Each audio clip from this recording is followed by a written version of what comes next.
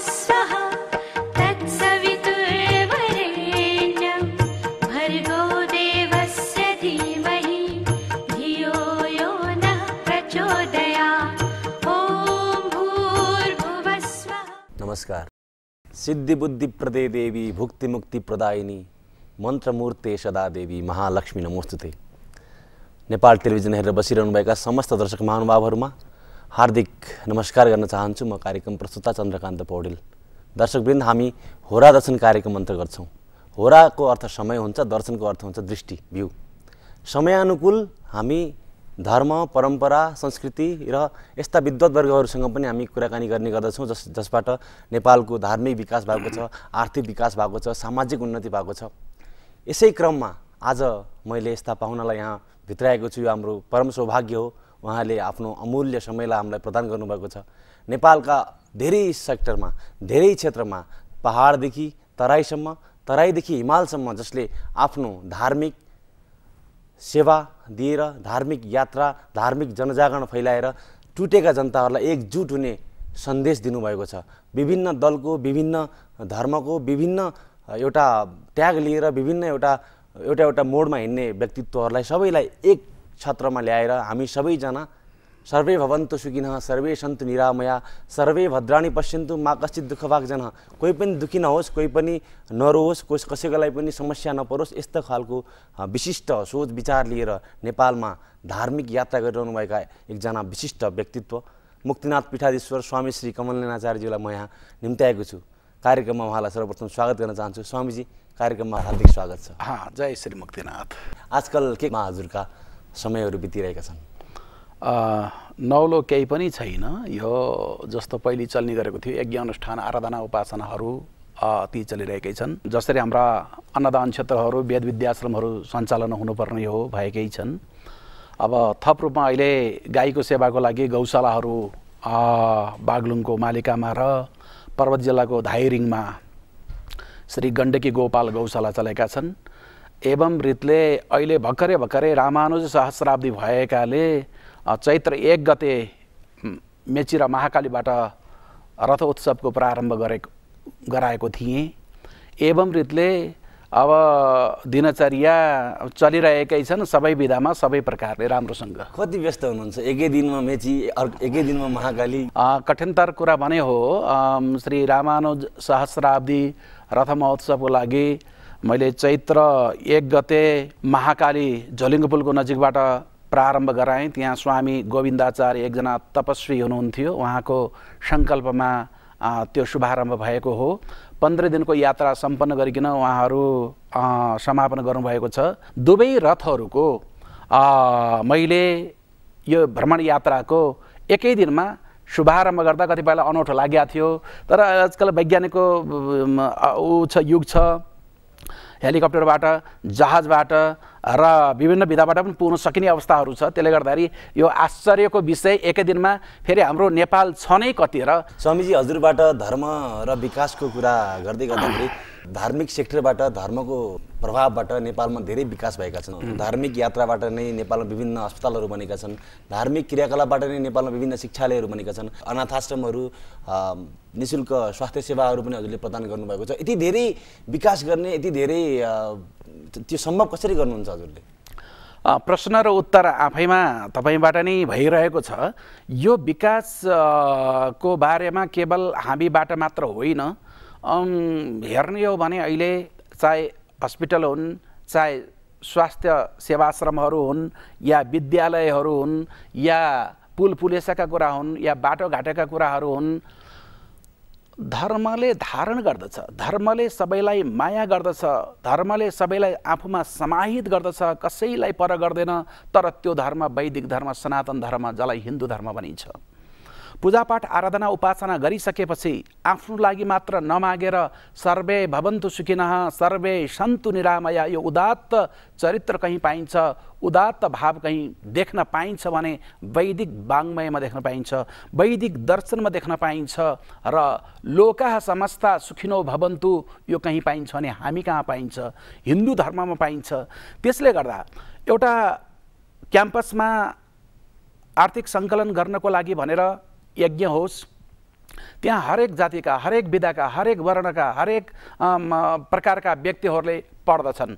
त्यहाँ यो विभेद छैन, यी मुसलमान हुन्, यो क्रिस्चियन हुन्, यी अर्को विधाका हुन् भन्ने प्रकारको भेद छैन। यज्ञ भयो, यज्ञबाट तमाम प्रकारका अहिले डाटा लिने हो भने शिक्षा मन्त्रालयमा नै त्यसलाई बुझ्ने प्रयास गर्ने हो भने हुन त त्यहाँ छ कि छैन उल्लेख थाहा छैन, तर धर्मको कार्यबाट, पुराणहरूबाट, यज्ञ अनुष्ठानहरूबाट, धार्मिक कार्यबाट सामाजिक रूपान्तरणका कार्यहरू प्रशस्त प्रकारले भएका छन्। धर्म र विकासको सम्बन्ध यसरी छ। त्यति मात्र होइन, विभिन्न विधामा कहीँ पानी ट्याङ्की बनाउने कार्यहरू, कहीँ धाराहरू बनाउने कार्यहरू, कहीँ बिजुली उत्पादनको लागि पनि त्यहाँ गाउँलेले यज्ञ गरेर लघुविद्युत योजनाहरूमा पनि त्यस्ता सुन्नमा आएका छन्।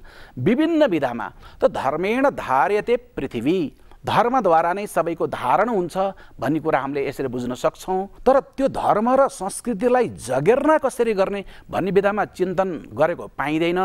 एउटा वेदव्यासले श्रीमद् भागवत शास्त्रको संरचना गर्नुभयो र भागवतको माध्यमबाट एउटै समयमा भनौँ विभिन्न ठाउँमा, विभिन्न जिल्लाहरूमा, विभिन्न गाउँहरूमा, एउटै नगरपालिकामा 10 ठाउँमा भागवत भएको पनि हामीले पाएका छौँ। धर्मद्वारा विकास, पर्यटन प्रवर्धनको विकास, अरू सेक्टरबाट जो पैसा छुट्याइएर गरिएको हुन्छ नि सरकारी निकायबाट, त्योभन्दा गहकिलो रूपमा भएको छ भनेर ढुक्क प्रकारले भन्न सक्छु। धर्म र विकासको सम्बन्ध त छँदैछ, त्यसपछि पनि यो धर्मलाई जोगाएको हाम्रो सबै धर्महरूको मूल, सबै संस्कृतिको मूल भनेको वेद हो, संस्कृत भाषा हो।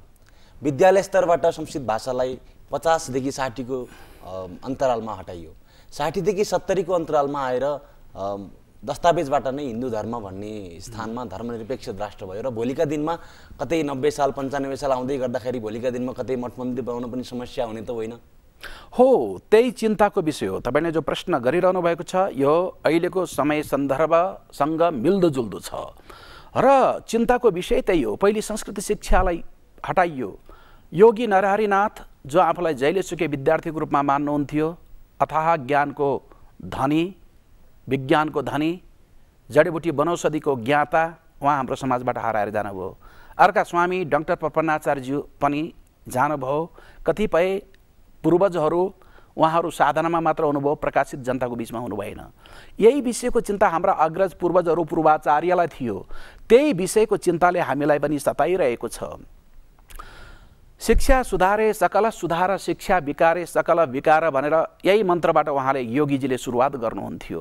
आज यो जडीबुटी वनौषधि जलसम्पदाको देश मैले भन्ने गर्छु प्राचुर्य मात्रामा सम्भावनाहरू छन्। हामी कोही पिछडिनु पर्दैन, कोही दलित हुनु पर्दैन, कोही पिल्सिनु पर्दैन। हाम्रो सम्भावनालाई हेर्ने हो भने तत्तत ठाउँका देवस्थल तीर्थस्थलहरूको महिमालाई बुझेर यिनको महिमालाई उजागर गर्ने हो र प्रकाशित गर्ने हो भने हामी कहाँ रुरु क्षेत्र छ, हामी कहाँ देवघाट धाम, गजेन्द्र मोक्ष दिव्यधाम, वराह क्षेत्र, मुक्तिनाथ र संसारभरिको एउटा यस्तो नदी गण्डकी नदी जुन नदीले सालग्राम जन्माउँदैछन् र सालग्राम सालिने एउटै संसारभरिको नदी गण्डकी नदी हामी कहाँ छन्। एवं रीतिले भन्यो भने वेदव्यासजीको यो आराधना भूमि र जन्मभूमि, साधना भूमि, तमाम ऋषिमुनिहरूको थलो, यस्तो थलोको व्यक्तिहरूले अहिले गएर भिक्षाम दे भनेर विदेशसँग अरूसँग याचना गरिरहनु पर्ने हो भन्ने कुरा मलाई लाग्दैन। मलाई चिन्ताको विषय हो। आज संस्कृत शिक्षा कसैले एउटा राम्रो स्पिच दियो भने, भाषण दियो भने संस्कृतका वर्डहरू, संस्कृतका शब्दहरू, संस्कृतको माधुर्यतालाई नजोडिकन त्यसमा मिठास आउँदैन। तर यति गाम्भीर्यताले युक्त भएको विधालाई उपेक्षात्मक दृष्टिबाट जो राज्यबाट, राष्ट्रबाट, शास्त्रबाट, शासकबाट र त्यसैको देखासिकी गरेर जनताहरूमा आएको छ नि। मेरो भनाइ यो हो कि विद्यालयहरूमा, क्याम्पसमा पनि नैतिक शिक्षाहरू अरूको पनि नसिखा गर्ने। जर्मनको बारेमा हेर्नुहोस्, तपाईँ पनि संस्कृतको विद्यार्थी हो जस्तो लाग्छ बाबु, र जर्मनमा कतिवटा विश्वविद्यालयहरू छन्? 15-16वटा विश्वविद्यालय करिब। त हाम्रो नेपालमा भएको एउटा दाङको विश्वविद्यालयको स्थिति पनि, महेन्द्र संस्कृत विश्वविद्यालयको स्थिति पनि त्यस्तो छ। हार्वर्ड युनिभर्सिटीमा पढाइन्छ संस्कृत। हो, त्यसले गर्दा यो महत्त्व दुःखको विषय हो कि अहिले हामीले यसलाई संरक्षण गर्न सकेनौँ भने हाम्रा सालग्राम गण्डकीमा मात्र पाइने सालग्राम नेपालबाट हराए भने केशव माधव गोविन्द पुण्डरीकाक्ष हिरण्यगर्भ मैले बोल्दा प्रायः यो विषयलाई नै उजागर गर्ने गर्दछु कि हामी कहाँ गएर सालग्राम माग्ने। अब हिरण्यगर्भ सालग्राम पाइन्नन्, अब लक्ष्मी नृसिंह सालग्राम पाउन गाह्रो छ, तर गण्डकीका सालग्रामलाई जसले जति पनि बोरामा भरेर बाहिर लैजाने कारणले गर्दा अहिले गएर खडेरै परेको छ। विष्णु हो पादोदकम पित्वा पुनर्जन्म नविद्यते भनेर भनिन्छ। हरेक विधामा हाम्रा जहाँ हेर्ने हो संस्कृति र संस्कारको रक्षा गर्न सक्यौँ भने राष्ट्रको विकास हुन्छ, राष्ट्रको रक्षा हुन्छ। यदि हामीले संस्कृत भाषालाई उपेक्षा गरेर वेदानुशासनलाई हामीले भुलेर बस्यौँ भने आत्मानुशासन हुँदैन। आत्मानुशासनको मूल स्रोत भनेको वेदानुशासन हो। वेदो खिलो धर्म मूलम। अहिले पनि दया करुणा मैत्रीयता कहीँ पाइन्छ भने त्यो वेदको कारणले पाइन्छ। वेदलाई संरक्षण गर्यौँ भने वृक्षलाई बचाउनको लागि जरालाई संरक्षण गर्न खाँचो पर्छ। हराभरा देख्न चाहने वृक्षलाई तर जरा काटेर यो हुन सक्दैन र यो विधामा हामी लागेका छौँ। संस्कृत शिक्षा धर्म कति धेरै एक आपसमा जोडिएका रहेछन् भन्ने सारगर्भ कुरा त हजुरबाट आइहाल्यो र हजुरको प्रयास पनि छ कि नेपालमा पुनः संस्कृत विद्यालय स्तरमा ल्याइयोस्। प्रशासनले सरकारले यसलाई कसरी लिइरहेको छ? होइन, मैले भनिहालेँ, पहिले नै भने त्यति चिन्ताको विषय छैन, त्यति चासोको विषय छैन। कहीँ आफूले दिएका स्पिचहरूमा, आफूले दिएको भाषणहरूमा, आफूले दिएको उपदेशहरूमा हेर्ने हो भने 50% भन्दा धेरै त्यो संस्कृतका वर्डहरू मिलिएका हुन्छन् र उनको भाषण राम्रो भएको हुन्छ। तर त्यस्तै प्रकारको त्यो भाषालाई मृत भाषा भनेर भन्नु वा यसको उपेक्षा गर्नु वा हाम्रो आधुनिक शिक्षा जहिलेबाट नेपालमा लागू भयो तहिलेबाट नेपालको दुर्दशा हुन थाल्यो र दुर्भाग्य भयो, त्यसको न्यूनै हो भन्ने मलाई लाग्छ। यद्यपि वैज्ञानिक युगमा यसलाई नकार्न सकिँदैन, तर मूल गुड रहस्यलाई शरीर राम्रो सजाइयो, इन्द्रियहरू राम्रो भए, तर त्यसमा प्राण भनेको जो आत्मा हो प्राणै भइदिएन भने सागसब्जी जति राम्रो बनाए तापनि त्यसमा नुन राख्नै भुलियो भने, मसलाहरू चटक्क राखेर राम्रै बनाए पनि त्यसमा नुन रहेन भने नुनले रहित भएको साग सब्जी जस्तो अवस्था अहिलेको यो अहिले शिक्षाको नीतिको अवस्था छ। अनि स्वामीजी, हिन्दू धर्मलाई पुनर्स्थापना गर्ने भनेर हजुरले महाअभियान जुन छेड्नु भएको छ, नेपालमा हिन्दू राष्ट्रको जुन परिकल्पना हामीहरूले अब त केवल शब्दमा मात्रै गरिरहेका छौँ, के हजुरको नेतृत्वमा नेपालमा पुनः हिन्दू राष्ट्र स्थापित हुन सक्छ? मैले 63 सालमा यो अभियान उठाएँ, बीचमा पनि उठाएँ। अस्ति भर्खरै त थाहा नै छ सबैलाई, मैले हिन्दू राष्ट्र रक्षा महाअभियान भनेर निकै चर्को आवाज उठाएर म हिँडेँ। मलाई मेरो देशमा रहेका अरू बन्धुहरूको चिन्ता पनि थियो। हामीले अतिथि देवो भव भन्छौँ। आयातित भएका बाहिरबाट आएर यहाँ बसोबास गरेका चाहे क्रिस्चियन बन्धुहरू हुन् चाहे मुसलमान बन्धुहरू हुन्, भोलि धर्मको कारणले गर्दाखेरि उनीहरूप्रति पनि दुर्व्यवहार भएर अप्ठ्यारो होला र यहाँ पनि भाइचाराको सम्बन्ध हराएर जाला भन्ने पनि कता कता मलाई त्यो लाग्थ्यो। त्यो कारणले मेरो कार्यक्रममा धेरै नेपालगञ्ज क्षेत्रका बाहिरका मुसलमान बन्धुहरूको पनि सहभागिता रह्यो। किनकि हिजोको दिनमा अहिले जो 5-7 वर्षमा हामीले जातीयताका कुराहरू हेरेका छौँ, दलका कुराहरू हेरेका छौँ, अरू बाहिरका जो विखण्डनका कुराहरू केही आइरहेका छन् विकासका नाममा, यो हामी कहाँ पहिले थिएनन्।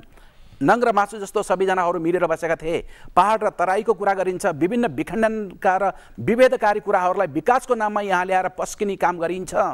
मलाई लाग्छ यसले जनको हित हुँदैन, नेपाली जनको हित हुँदैन, नेपाल भूमिको हित हुँदैन, राष्ट्र र राष्ट्रिय संस्कृतिलाई यसले जोगाउन सक्दैन। त्यस्तो अवस्थामा मैले प्रयास गरेँ। अब यहाँले सोधेको प्रश्न अन्तिम, पक्कै नै हिन्दू राष्ट्र आउँदैछ, आउँछ, हुन्छ नै हुन्छ। तर हिन्दू राष्ट्रका धारक शासक संवाहकहरूमा कस्तो आचरण हुनुपर्ने? एउटा हिन्दू धर्म जन्मेको बच्चा 1 वर्ष 2 वर्ष 5 वर्ष 10 वर्ष 20 वर्ष हुँदै 50 वर्षसम्म पुग्दा पनि गीताको ग जान्दैन, भागवतको भ जान्दैन, शास्त्रको स जान्दैन, वेदको ब जान्दैन र रीतिरिवाज परम्परालाई केही जान्दैन भने कस्तो? त्यसले गर्दा हामीले भन्दा पनि समयले लिएर आउँछ कि समयले हिन्दू राष्ट्र यो देवतात्म भूमि हो, यो शिवात्म भूमि हो, यो पुण्यात्म भूमि हो। यहाँ कसैले ल्याउनु भन्दा पनि समय एव करोति बलाबलम, मैले समयलाई भगवान भन्ने गरेको छु, समयले स्थापना गराउँछ, चिन्ता धेरै नगरे पनि होला जस्तो लागिसक्यो। हाम्रो छिमेकी मुलुकको उत्तर प्रदेशका जो नयाँ मुख्यमन्त्री हुनुहुन्छ योगी आदित्यनाथ, उहाँसँग हजुरको पुरानै सम्बन्ध छ, यो मानेमा सबैलाई थाहा नै छ। अब योगी आदित्यनाथले शासन सत्ताको बागडोर सम्हाल्दै गर्दाखेरि कि नेपालमा पनि यस्ता योगीहरूले अब राज्य सञ्चालन गर्ने दिन आएका त होइनन्? तपाईँले यदि मलाई नै लक्षित गरेर भन्नुभएको हो भने धेरै जनताहरूको बिचमा लाखौँ, किनकि जनता जनार्दन हुन्, जनसमुपस्थितिमा मैले नेपालमा जन्म लिन धेरै पटक चाहेको छु, तर कुनै शासकको रूपमा शासकको रूपमा होइन भनेर भनेको थिएँ। म नभए तापनि यदि मलाई लक्षित गरेर म जस्तै अब पहेँलो कपडा लगाउने रातो कपडा लगाउनेलाई तपाईँले सङ्केत गर्नुभएको हो भने होला नि भित्रबाट लुकेका त्यो हुन्छ नि खरानेको बिचको कोइला जस्तो लुकेका म भने हुँदिनँ। कहिले कहिले दुःख लाग्छ, अत्यन्तै दुःख लाग्छ। अथाह सम्भावनाहरू नेपालभित्र छन्। देवदेश श्री नेपालमा, नेपाल मात्र भन्दा पनि अनादर हुन्छ, म त श्री नेपाल भनेर भन्छु। तर मौका पायो भने हुन सक्दो रहेछ। योगी आदित्यनाथजीको जहाँ तक पुरानो सम्बन्ध भन्नुभयो, मलाई उहाँका गुरुसँगको श्री अविद्यनाथजीसँगको हो। म बचपनमा हुँदाखेरि अझै उहाँका पनि गुरु दिग्विजयनाथ सिंहको सम्बन्ध हो, दिग्विजयनाथजीसँगको। त्यसपछि भर्खरै हो मैले जाँदा आउँदा हेर्थेँ गर्थेँ, केही कुरा वैचारिक रूपमा मिल्थे, म नेपालको परेँ, केही कुरा हाम्रा मिल्दैन थिए पनि। अस्ति भने उहाँ प्रमुख अतिथि भएर जानुपर्ने ठाउँमा उहाँकै भनाइ आग्रह छ भनेपछि म पुगेर एउटा कार्यमा सम्बोधन गरेर आएँ मैले। तर यति भन्दैमा मेरो आफ्नो त छैन, हामी कुनै पद प्रतिष्ठाको लागि मान सम्मानको लागि होइनौँ। यो राष्ट्र वैदिक राष्ट्र हुनुपर्छ, सनातन राष्ट्र हुनुपर्छ र यो राष्ट्र सबैको साझो हुनुपर्छ। यति वैदिक भयो भने, सनातन भयो भने, हिन्दू राष्ट्र भयो भने साझो राष्ट्र हुन्छ भन्ने मेरो त्यस्तो प्रकारको मान्यता छ। र शासन गर्ने कोही केही होस् तर हिन्दू राष्ट्र होस् यो चाहन्छु। धर्मको जुन प्रचार छ हजुरले नेपालमा त गर्नुभएको छ, त्यसपछि भारतमा पनि गर्नुभएको छ। एकजना नेपालको छोराले, नेपालको सपुतले भारतमा गएर त्यस्तो सबै भारतका शासकहरूलाई आफ्नो अन्डरमा ल्याएर त्यस्तो खालको कार्यक्रम गर्नु भनेको एउटा नेपालको पनि शिर उच्च स्थानमा जानु हो। र अब स्वामीजी हजुरको यो जुन धार्मिक जागरण हो यो अब विश्व धार्मिक जागरण हुँदा कस्तो होला?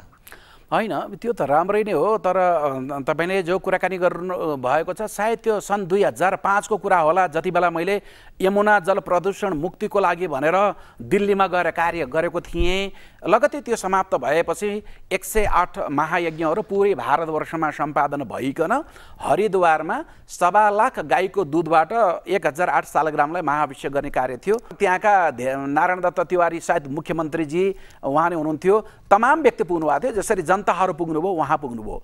मलाई दुःखको कुरो कहाँ हो भने अहिले जलसम्पदाको रक्षाको लागि भनेर गण्डकी पूजन गर्ने, शुक्ला गण्डकी, कृष्णा गण्डकी या मेची या महाकाली नदीको पूजनात्मक कार्य समय सन्दर्भ अनुसार जस्तो नेपालमा भए, श्री देवदेश नेपालमा, त्यसै प्रकारले आज एउटा नेपालमा जन्मेको स्वामीलाई, गुरुलाई गङ्गा नदी प्रदूषित भइन् भनेर अनि त्यसपछि गएर यमुना नदी प्रदूषित भइन् भनेर दिल्लीमा गएर कार्य गराइरहँदा अहिले पछि गएर त्यहाँ सरसफाइको अभियान चले, सारा भयो जस्तो हाम्रो यो बागमती सरसफाइको अभियानहरू जस्तै गरिकन, र सायद हामीले नै सुरुवात गरौँ त भन्न सक्दैनौँ, तर मध्यकालमा गएर हामीले त्यो कुराको जागरण गरायौँ। यसरी हाम्रा जो भारतमा यज्ञ भए त्यो त नेपालका देवस्थल तीर्थस्थललाई प्रचार प्रसार गर्नको लागि श्री मुक्तिनाथ आदि अरू क्षेत्रलाई त्यसरी हामीले गरेका थियौँ। त्रिवेणीको गजेन्द्र मोक्षधाम जो कि लगभग तराई प्रदेशमा पर्छ, पहाडमा सर्वसिद्धिधाम पञ्चकोट, अनि उत्तर हिमालयमा श्री मुक्तिनाथ भगवानको जुन क्षेत्रमा हजुरले अन्नदान आदि धार्मिक धर्मशालाहरू, निःशुल्क यात्रीहरूलाई बस्ने बास आदिको सुविधा गर्नुभएको छ। यसमानेमा तराई, पहाड, हिमाल तीनवटै सेक्टरलाई जोडेर हजुरले त नेपाली जनताहरूलाई एक सूत्रमा बाँध्ने कार्य पो गर्नुभएको छ स्वामीजी। हो, पक्कै नै। हिजोको दिनमा हामीले आजभन्दा करिब 12 वर्ष, त्यो 15 वर्ष करिब भएको होला, नेपाल आमाको श्री महत्ता दर्शाएर नेपाल माता महिमा राष्ट्रिय महायज्ञ गर्दै नेपाल आमाको मन्दिर बनाउन खाँचो छ भनेर एकतर्फ द्वन्द्वात्मक युद्ध भइरहेको थियो। त्यसपछि त्यसले केही ल्याएका कुराहरू जनताहरूमा आपसी वैमनस्यताहरू गइरहेको बेलामा मेरो हृदयमा त्यो भयो। अब यहाँले भन्नुभयो तराईमा पनि छ, पहाडमा पनि छ, हिमालयमा पनि छ भन्ने कुरा। अन्नदान क्षेत्र, साधु सन्त, तीर्थयात्री जो कोही पनि जाउन् र हाम्रा जति पनि आश्रम छन्, गजेन्द्र मोक्ष दिव्यधाम लगभग त्यो हराएको तीर्थ नै थियो। मुक्तिनाथ यति विशाल, बद्रीनाथ, केदारनाथ, विश्वनाथ, सारनाथ, गोरक्षनाथ, जगन्नाथका परमाधिपति भगवान मुक्तिनाथ धन्य धन्य हराएको अवस्थामा अहिले तीर्थयात्रीहरू त्यहाँ तमाम जान थाले। दक्षिण भारत, उत्तर भारत र नेपालबाट पनि विशेषतः। त जहाँ जहाँ हराएको ठाउँमा हामी गएर कार्य गरौँ। पञ्चमहालक्ष्मी श्रीपीठ जहाँ निर्माण भएको छ त्यो पनि त्यस्तै त्यस्तै भक्तपुर र काठमाडौँको खोजमा थियो। सर्वे भवन्तु सुखिन भनेर त्यो मन्त्र पढेर हिँडेको व्यक्तिले सबैको हितको लागि, सबैको सुखको लागि, सबैको शान्तिको लागि, सर्व प्राणीको कल्याणको लागि कार्य गर्नुपर्छ।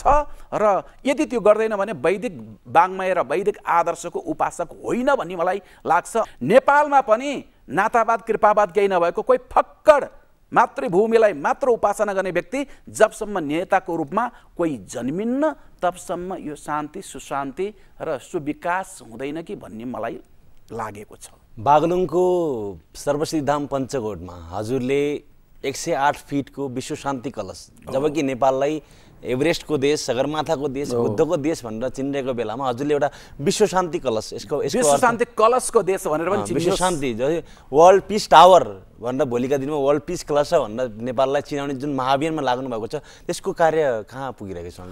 होइन, मैले दिवंगत प्रधानमन्त्री सुशील कोइरालाज्यू र फेरि निवृत्त हुनुभएका प्रधानमन्त्री केपी ओलीज्यू सहित गरिकन तमाम मन्त्रीगणहरू, सभासदहरू, अरू राजनीतिक कर्मीहरू, व्यापारिक क्षेत्रका बन्धुहरू, विभिन्न प्रकारका महानुभावहरू त्यस्तो डाँडामा बागलुङको पञ्चकोटमा सर्वसिद्धिधाममा अब लाखौँ जना त्यहाँ भएर धेरैजना पुग्नु भएको थियो। हेलिकप्टर मात्र 9-10 वटा कति पुगेका थिए। सदनमा चर्चा भयो, सदनमै चर्चा भयो, सदनै बस्यो भनेर भनियो। यो एउटा भनौँ त्यहाँ संयुक्त रूपमा शिलान्यास हुनु, त्यसलाई मैले ऐतिहासिक दिन, ऐतिहासिक पर्वको रूपमा लिएको छु। 70 सालको कुरा, जनताको सदिच्छाले अहिले त्यहाँ श्री गण्डकी माताको मन्दिर बनेको छ, विशाल गरुडारूढ नारायणको श्री मूर्ति बनेको छ र त्यहाँ माधव नारायणको मन्दिर बनेको छ। त्यसलाई के भनिन्छ, शीशमहल झिलिमिली दर्शन गजेन्द्र मोक्षमा जस्तो त्यो त्यहाँ निर्माण भइसकेको छ। बाटाघाटा निर्माण भएका छन्, निर्माणका कर्ममा छन् र जसरी त्यसलाई एउटा विश्व शान्ति कलश, यहाँले भने जस्तै सगरमाथाको देश, बुद्धको देश, गण्डकीको देश, गण्डकीको देशमा एउटा कलशको देश, विश्व शान्ति कलशको देश, यो एउटा सबैको लागि, देशलाई चिनाउनुको लागि, देशको मात्र नभएर विश्वको शान्तिको लागि अनि संसारभरिका नदीहरूको जल राखिने यसमा र त्यो जो प्रकल्प छ त्यो अनुसारले अलिकति चासो हुनुपर्छ देशका शासकहरू र पर्यटन प्रवर्धनबाट नेपालको विकास चाहने व्यक्तिहरूको भन्न मैले आग्रह गर्न चाहन्छु। यो त ठुलो विशाल सागर हो, यो विशाल सागरमा धेरै नदीहरूको आवश्यकता हुन्छ। स्वामीजी, हजुरले गर्ने कार्यहरूमा हिजो राजाको पनि हजुरसँग सम्बन्ध हुन्थ्यो, जो पनि राष्ट्राध्यक्ष हुन्छ अथवा राष्ट्र जसले चलाउँछन् उहाँहरूसँग हजुरको प्रत्यक्ष सम्पर्क हुन्छ। जनताले हजुरलाई राष्ट्रगुरु, राजगुरु पनि भन्छन्।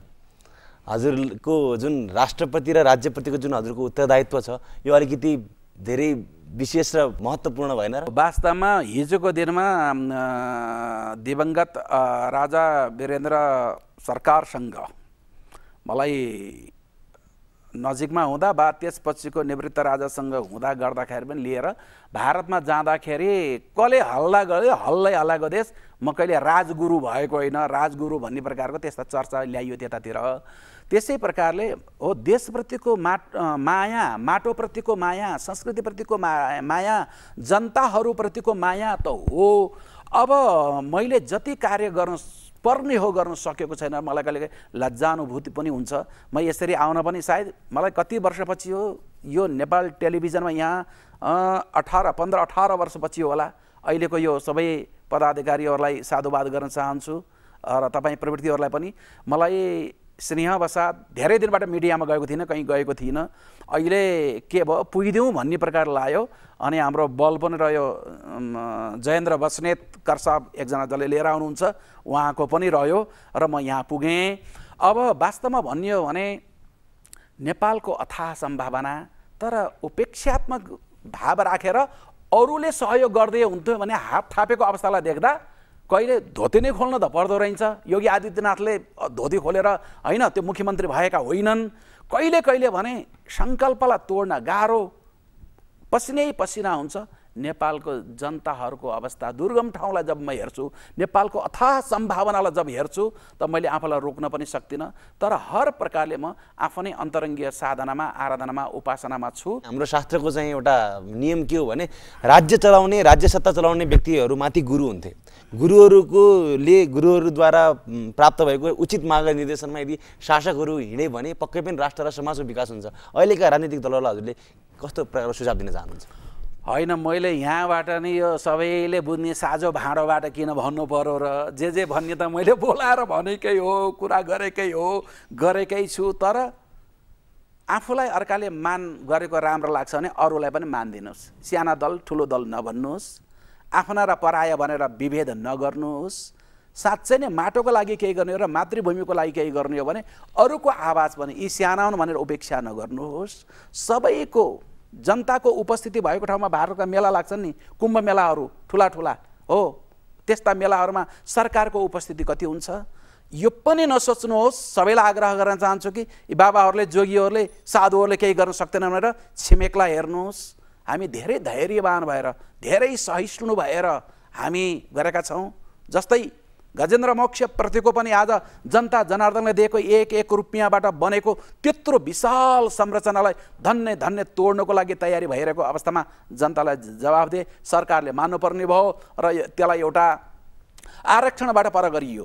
र यो कुनै व्यक्ति कमलनयनाचार्यको, मुक्तिनाथ बाबाको मात्र थिएन, मनमानी प्रकारले सोच्नु भएन। परस्परम भावयन्तः श्रेय परम वाप्स्यत, एक अर्काको सहयोगी भएर सहयात्रा गर्नुहोस्। मैले सबैलाई भनेको होइन, तर जो मातृभूमिलाई भुलेर नेपाल आमालाई लत्याएर आफ्नो स्वार्थको लागि बाहिर यात्रा गर्ने नेताहरूको मात्र कुरा होइन, व्यापारिक वर्गबाट लिएर अध्यापक वर्गबाट लिएर जुन विधामा जहाँ जसलाई ड्युटी मिलेको छ, स्वधर्मे निधनम श्रेय परधर्मो भयावह, आफ्नो धर्म आफ्नो कर्तव्यको बुझेर वहन गरौँ। मैले सबैलाई यही भन्न चाहन्छु। आफ्नो अमूल्य समय हामीलाई प्रदान गर्नुभयो। अत्यन्त व्यस्तताका बावजुद पनि हामी हजुरप्रति अत्यन्त अनुग्रहित छौँ, कृतज्ञता व्यक्त गर्दछौँ। हजुर दर्शकवृन्द, आज हामीसँग हुनुहुन्थ्यो मुक्तिनाथ पीठाधीश्वर स्वामी श्री कमलनयनाचार्य। उहाँलाई जनताले राष्ट्रगुरु पनि भन्छन्, राजगुरु पनि भन्छन्। परिवर्तिनी संसारे मृतको वा नजायते सजातो ये न जातेन याति वंश समुन्नतिम। संसारमा जन्मिनु मात्र ठुलो कुरो होइन, संसारमा आएर मरेर जानु पनि ठुलो कुरा होइन, तर देश र समाज र आफ्नो गाउँ र यो समग्र राष्ट्र र विश्वको लागि जसले केही गर्न सक्छ उसको मात्र जन्म सार्थक हुन्छ। यस्तै सार्थक, आफ्नो जन्मलाई सार्थक बनाउनुभएका महापुरुषसँग हामीले कुराकानी गऱ्यौँ। कार्यक्रम हो राजदर्शन हेर्दै गर्नुहोला, नेपाल टेलिभिजन पनि हेर्दै गर्नुहोला। स्वस्थ रहनुहोला, मस्त रहनुहोला, व्यस्त रहनुहोला भन्दै अहिले आज्ञा चाहन्छु। हस्त, धन्यवाद, नमस्ते।